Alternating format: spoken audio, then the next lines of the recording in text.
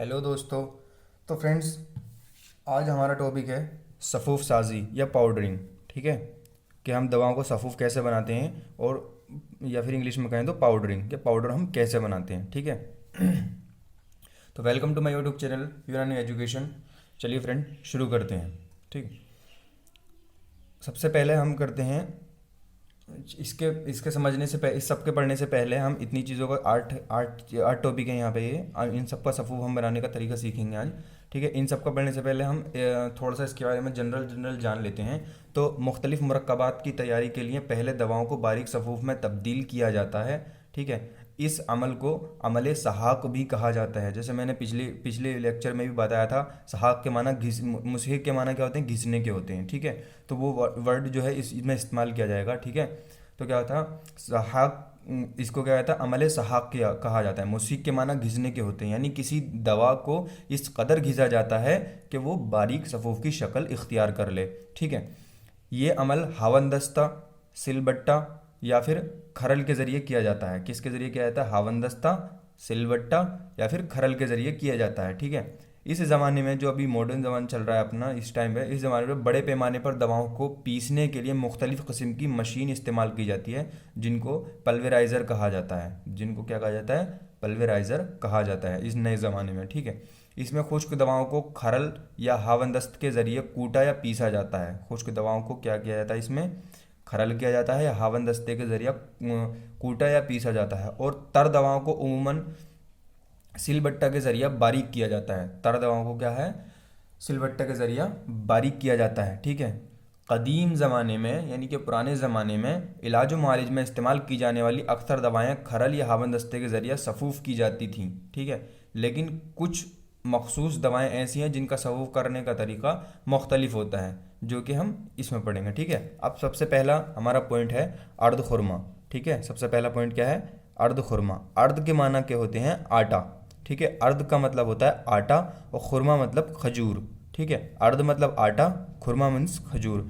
ठीक है, यानी कि खजूर का आटा। ठीक है, तो खजूर का आटा यानी कि पाउडर हम कैसे बनाएंगे, उसके लिए क्या करते हैं हम? सबसे पहले जो खजूर रहती है वो सूख जाती है, पहले उसको हम धूप में या फिर मशीनों के ज़रिए, आज के नए ज़माने में मशीनों से सुखा लेते हैं, तो वो छुहारा बन जाता है। वो सूखी हुई खजूर को हम छुहारा कहते हैं। क्या कहते हैं? छुहारा। तो हम छुहारे ले लेंगे, लेकिन छुहारे भी इतनी आसानी से नहीं पीसते, तो उनके अंदर क्या है? लेसदार मादा होता है, उसके अंदर रुतूबत होती है। अगर हम उसको पीसेंगे तो वो चिपकेगी, उसको पीसना मुश्किल हो जाता है। ठीक है, तो उसको पीसने के लिए क्या करेंगे? हम पहले छुहारे ले लेंगे, यानी सूखी हुई खजूर ले लेंगे। उनको क्या करेंगे?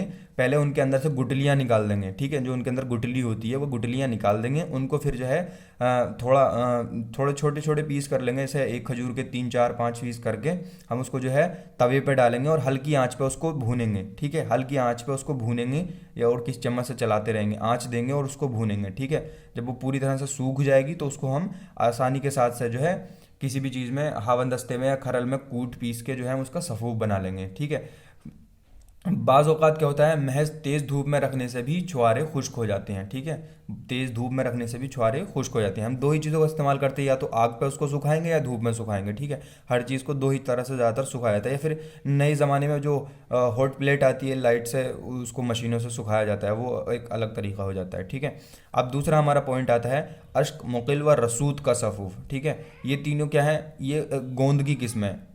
ये अश्क, मुकिल व रसूद, तीनों चीज़ें क्या हैं? गोंद की किस्म है। तो ठीक है, ये तमाम दवाएं गोंद की किस्म है। अगर इनको बराह रास्त सफ़ूफ करें तो हावन दस्ते में चिपकने लगती हैं। हावन दस्ते में क्या होती हैं? चिपकने लगती हैं। हावन दस्ता कुछ इस तरह से होता है, ताकि आपको याद रहे, मैं बना देता हूँ यहाँ पे। ठीक है, हावन दस्ता ये इस तरह से एक बॉक्स टाइप रहता है, और इसमें जो है एक बड़ा सा ऐसा करके, ये एक पकड़ने के लिए जो बना हुआ होता है लोहे का, आयरन का, यानी कि आयरन रोड टाइप होती है ये कुछ इस तरह से। ठीक है, ये आयरन रोड होती है, मैं इसको थोड़ा सा ये कर देता हूँ। ठीक है, ये इस तरह से आयरन रोड टाइप होती है, पूरी सॉलिड। ठीक है, और ये भी आयरन का बना हुआ होता है पूरा, ये बॉक्स टाइप होता है, और इसमें दवाओं को डाल के हम ऐसे करके ज़ोर ज़ोर से मार मार के कूट के जो है दवाओं को करते हैं। यहाँ पे इसमें दवाइयाँ डाल कर। ठीक है, ये हावन दस्ता कहलाता है। ठीक है, ठीक है, और ये खरल होती है, ये नीचे जो है खरल है, इसके बारे में हम डिटेल अभी और नीचे पढ़ेंगे। ठीक है, ये खरल है। खरल कुछ इस तरह से होती है। ठीक है, इसमें ऐसे कर दवाओं को ऐसे रगड़ रगड़ के पीसा जाता है। ठीक है, और सिलबट्टा तो आपने देखा ही होगा फ्रेंड, जो एक गोल ऐसे ऐसा कोई ऐसा रहती है, एक गोल पत्थर की। ठीक है, और वो कुरकुरी होती है, थोड़ी खुद खुद कुरकुरी होती है, ठीक है। उस पर एक पत्थर लेके हम उसको दवाओं को ऐसे ऐसे रगड़ रगड़ के पीसते हैं, ठीक है। तो ये सिलबट्टा होता है इस तरह से, ठीक है। तो ये हो गया। तो हम क्या करते हैं अश्क मुकिल व रसूद के सफ़ूफ में, कि इसमें क्या होता है, ये तमाम दवाओं गोंद की किस्म होती हैं। ये तीनों क्या हैं, गोंद की किस्म है। अश्क मुकिल व रसूद गोंद की किस्म है, गोंद की, ठीक है। अगर इनको बराह रास्त सफ़ूफ करें तो हावन दस्त में, यानी कि इसमें हावन दस्त में क्या है, चिपकने लगती हैं इनको सफ़ूफ बनाएंगे तो, ठीक है। लिहाजा पहले इनको तवे पर या कढ़ाई में रख कर नरम आँच पर खुश्क कर लेंगे। क्या करेंगे, तवे पर या कढ़ाई में डालकर नरम आँच पर क्या करेंगे, इसको खुश्क कर लेंगे और हस्ब दस्तूर मामूली सफ़ूफ बना लेंगे, ठीक है। हस्ब दस्तूर क्या है, सफ़ूफ बना लेंगे, ओके। अब आता है हमारा तीसरा, अफ्यून का सफ़ूफ, ठीक है। तीसरा पॉइंट क्या है, अफ्यून का सफ़ूफ। अफ्यून का सफ़ूफ, अफ्यून को पहले बिरियाँ कर लें, यानी कि अमल तहमीज़। पिछले लेक्चर बहुत इंपॉर्टेंट है, मैंने पहले भी बताया था पिछले लेक्चर में कि ये सारे टर्मोलॉजी अच्छे से याद रखेंगे आप तो आगे सब इनका यूज़ होगा, आपको अच्छे से समझ में आएगा। बिरियाँ कर लें, यहाँ पर ये जिक्र हुआ अफ्यून को बिरियाँ कर लें, यानी कि अमल तहमीज़ कर लें। तहमीज़ बना हम्स से, और हम्स के माना होते हैं चने के, यानी कि चने के बराबर भूनना। तो किसी भी चीज़ को हम चने के बराबर भून लें, अमल तहमीज़ यानी हम्स, हम्स बना चने से, चने के बराबर भून लेना। तो हम अफ्यून को कितना भूनेंगे, चने के बराबर भून लेंगे, ठीक है, बिरियाँ कर लेंगे। तो अफ्यून को क्या करेंगे, अमल तहमीज़ करेंगे, यानी कि रेज़ा रेज़ा करके तवे पर भून लेंगे, फिर पीस कर काम में लाएंगे, ठीक है। बाज़ औक़ात अफ्यून को क्या करते हैं, पानी में घोल कर मुरक्कब में शामिल करते हैं। ज़रूरी नहीं है कि उसको हम सफ़ूफ ही करें, कभी क्या होता है पानी में घोल लेंगे, फिर जिस चीज़ में हमें डालना है, जैसे कोई माजून बनाना, खमीरा, किसी भी चीज़ में हमें शामिल करना, तो उसके अंदर वही पानी जिसमें हमने अफ्यून घोला वही उसके अंदर डाल देंगे, तो हमारे अंदर हमारा जो अफ्यून है वो भी उसके अंदर शामिल हो जाएगा, ठीक है। इस तरह से भी हम शामिल करते हैं मुरक्कब में कभी कभी अफ्यून को, ठीक है। मस्तगी का सफ़ूफ, मस्तगी का है, ये भी एक गोंद की किस्म है, ठीक है। मस्तगी को जो है गोंद की किस्म, अगर हम इसको क्या करते हैं, खरल करते हैं, इसमें खरल में, ये जो खरल है इसमें खरल में अगर डाल के हम इसको सफ़ूफ बनाने की कोशिश करते हैं, तो ये क्या होती है, जरा सी गर्मी या हीट की वजह से, यानी कि जब हम ऐसा पीसेंगे तो ज़ाहिर सी बात है हीट पैदा होगी, जब हीट पैदा होती है तो ये चिपकने लगती है खरल में मस्तगी। तो इसका थोड़ा अलग तरीका, इसको क्या है, हावन दस्ते में चिपकने लगती है, ठीक है। हावन दस्ते में, इसमें हावन दस्ते में या खरल में चिपकने लगती है, ठीक है। तो चिपकने लगती है, तो मस्तगी जो है उमूमन तनहा पीसी जाती है, क्या पीसी जाती है, अलग पीसी जाती है, किसी भी मुरक्कब के साथ नहीं पीसी जाती है, ठीक है। बाज़ औक़ात किसी मुरक्कब में शामिल करने से पहले इसको हल्के हाथ से खरल करके जो हम सफ़ूफ बनाते हैं, ठीक है, इसको क्या करते हैं, तेज़ तेज़ नहीं पीसना है, बहुत हल्के हाथ से हावन दस्ते में या खरल में आसानी से हल्के हल्के हल्के हल्के हल्के पीसना, ताकि हीट पैदा ना हो, जिससे ये चिपकने ना पाए, ठीक है। बाज़ औक़ात हम क्या करते हैं, इसको सफ़ूफ बनाने के बजाय क्या, तो 1:4, कितना, 1:4, इसके सामने लिख देता हूँ मैं यहाँ पे, 1:4, 1:4 के हिसाब से जो हम क्या करते हैं, इसके तनासुब में घी या रोगन बादाम में मिलाकर हल्की आंच दी जाती है, ठीक है। घी या रोगन बादाम में मिला लेंगे हम मस्तगी को, और उस पर हल्की आंच दी जाती है, वो उसके अंदर अच्छे से मिल जाती है, मस्तगी शामिल हो जाती है, और फिर हम जो उसी रोगन को जो है दवाओं में या मुरक्कब में शामिल कर लेते हैं, ठीक है। तो ये हो गया मस्तगी का। आबरेशम का सफ़ूफ, आबरेशम जो है कि एक हैवानी अद्विया है, ठीक है, एक एक कीड़े का घर होता है ये, येलोइश कलर का, ठीक है। तो उसको क्या होता है, एकदम कपड़े के जैसा होता है, कुछ कुछ ये मोटा कपड़ा जैसा होता है ना, वैसा होता है कुछ, ये येलोइश कलर का, इस पर रुआ रुआ सा होता है, ठीक है। तो इसको क्या करते हैं, हम पहले कैंची से काट लेंगे, ठीक है। आबरेशम को क्या कर लेंगे, इसमें दो दो चीज़ें की जाती हैं, एक मुकरिज़ व महमस किया जाता है। मुकरिज़ और महमस हमने पिछले लेक्चर में पढ़ा था, अगर वो बहुत इंपॉर्टेंट है, उसको अच्छे से पढ़ लेना, याद कर लेना फ्रेंड्स, ठीक है। जब तक वो नहीं पढ़ोगे आगे की चीज़ें बहुत कम समझ में आएंगी आपको, ठीक है, बहुत प्रॉब्लम होएगी नहीं तो क्या है, मुकरिज़ व महमस कर लेंगे। मुकरिज़ का मतलब पहले हम दवाओं को कैंची से काट लेंगे उसको, ठीक है, वो कपड़े, मोटे कपड़े की तरह होता है आबरेशम, ठीक है, कीड़े का घर होता है, उसको हम कैंची से बारीक बारीक बारीक काट लेंगे, फिर अमले महमस करेंगे, ठीक है। महमस का मतलब है, महमस बना हम्स से, ठीक है, हम्स का मतलब है चने के बराबर भून लेना, ठीक है, जलकर राख ना होने पर इतना भून लेना। तो हम क्या करेंगे, उसको बारीक बारीक कैंची से काट लेंगे, फिर उसको जो है आबरेशम को तवे पर हल्की आंच पे आराम से उसको भून लेंगे, कितना, चने के बराबर, ताकि वो जलने ना पाए, ठीक है। खुश्क होने पर हस्ब दस्तूर सफ़ूफ बनाकर मुरक्कब में शामिल करेंगे, ठीक है। अब आता है मगज़ियात का सफ़ूफ। मगज़ियात का सफ़ूफ कैसे करते हैं हम, मगज़ियात का सफ़ूफ, मगज़ियात जैसे कि मगज़ बादाम, मगज़ पिस्ता, मगज़ चिलगोज़ा वगैरह को हावन दस्ते में, इसमें, ठीक है, हावन दस्ते में क्या करते हैं, हावन दस्ते में या सिलबट्टा के ज़रिया या फिर इसके ज़रिया, हावन दस्ते में या सिलबट्टे के ज़रिया पीस लें, उसके बाद छलनी से छानकर खुश्क कर लिया जाता है, ठीक है। छलनी से छानकर क्या कर लिया जाता है, खुश्क कर लिया जाता है। मगज़ियात का इस्तेमाल अमूमन लबूब की तैयारी में किया जाता है। मगज़ियात का इस्तेमाल किस में किया जाता है, लबूब की तैयारी में किया जाता है, ठीक है, ठीक है। तो इसमें क्या होता है, अब आता है हमारा ये ज़ाफ़रान का सफ़ूफ़। ठीक है, ज़ाफ़रान का सफ़ूफ़ कैसे बनाते हैं?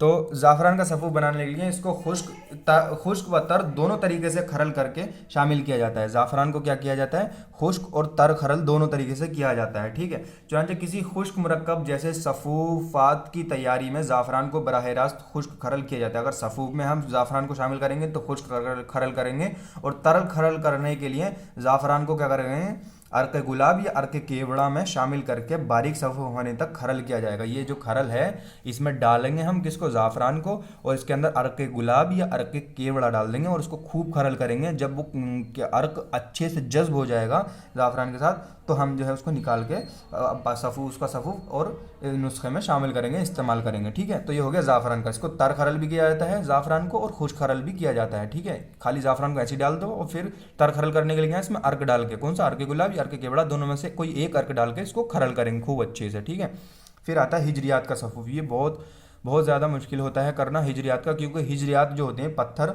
उनका सफ़ूफ करना बहुत मुश्किल होता है। ठीक है, हिजरियात यानी कि पत्थर या जवाहरात इंतहाई सख्त होते हैं। ठीक है, तो इनको खरल करने के लिए क्या होता है? सबसे पहले हम ये संगे सियाह का एक वो लेते हैं, संगे सियाह यानी कि काले पत्थर का बना हुआ खरल।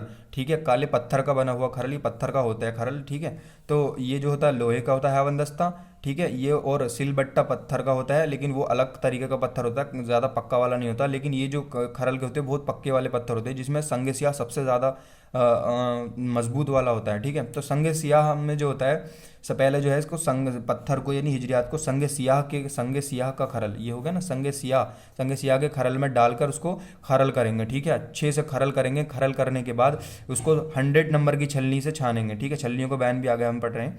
ठीक है, 100 नंबर की छलनी से छानेंगे, फिर उसको जो है संगे सिमाक के खरल में डालेंगे। अब इसमें से खरल कर लिया हमने, संगे सियाह के खरल में खरल करने के बाद 100 नंबर की छलनी से छानेंगे। उसके बाद संगे सिमाक के खरल में डालेंगे, और उसके साथ क्या करेंगे? अर्क केवड़ा डालेंगे या अर्क गुलाब डालेंगे, उसको तर खरल करेंगे। यानी कि जब तक उसको खरल करेंगे तब तक के वो एब्जॉर्ब नहीं हो जाए, जज्ब नहीं हो जाए अर्क। ठीक है, तब तक हम उसको खरल करते रहेंगे। ठीक है, अर्क जब तक जज्ब नहीं हो जाएगा उसको करेंगे। उसके बाद उसको निकाल के उसकी टेस्टिंग की जाती है कि वो हमारा काबिल इस्तेमाल है कि नहीं है। टेस्टिंग कैसे करते हैं कि हम थोड़ा सा पाउडर लेंगे उसके अंदर से। ठीक है, उसको जो है ऐसे उंगली पे ऐसे करके देखेंगे। ठीक है, अगर उसके अंदर थोड़ी भी रफनेस है यानी खुरदरापन है तो वो काबिल इस्तेमाल नहीं है, उसको फिर से हमको खरल करने की ज़रूरत है। फिर से अर्क डाल के फिर से हम खरल करेंगे उसको। ठीक है, तो और दूसरी टेस्टिंग क्या होती है? हम उसको पानी लेते हैं, पानी पे जो है थोड़ा सा ऐसा सफूफ डालेंगे। अगर वो तैरने लगेगा ऊपर पानी पे तो वो काबिल इस्तेमाल है। अगर तैरेगा नहीं, डूब जाएगा, तो वो तो काबिल इस्तेमाल नहीं है। अगर डूब गया तो क्या है? वो काबिल इस्तेमाल नहीं है। ठीक है, तो ये इसकी 2 टेस्टिंग की जाती हैं खरल की। ठीक है, अब हम पढ़ते हैं थोड़ा छलनियों का बयान। छलनियों का बयान होना बहुत ज़रूरी, समझना बहुत ज़रूरी है। ठीक है, तो छलनियाँ इसमें पढ़ लेते हैं थोड़ा सा, इसमें हल्का हल्का जिक्र दिया गया है। तो 40 नंबर इतनी नंबर की छलनियाँ होती हैं, 40 नंबर की, 60 नंबर, 80 नंबर, 100 नंबर और 120 नंबर की। ठीक है, तो 40 नंबर की छलनी जो होती है उनसे हम जो है ज़्यादातर मगज़ियात को छानते हैं। ठीक है, जो मगज़ रहते हैं मगज़ियात को छानते हैं। ठीक है, मगज़ियात को छान के जो है जैसे कि जवारिशात, लबूबात वगैरह उसमें डालते हैं। ठीक है, मगज़ियात को छानने के लिए 40 नंबर की छलनी का इस्तेमाल किया जाता है।